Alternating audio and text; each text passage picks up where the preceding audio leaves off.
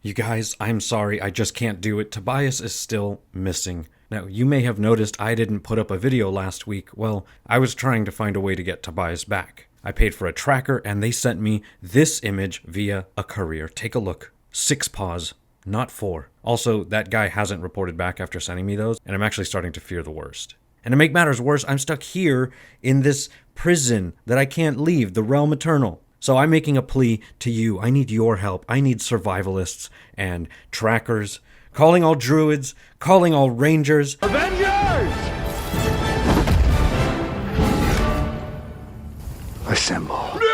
I need your help to bring Tobias back home. We're going to do a group survival check, so go to the comments down below or head on over to this post on Instagram and make an investigation or survival check. And you have to be honest.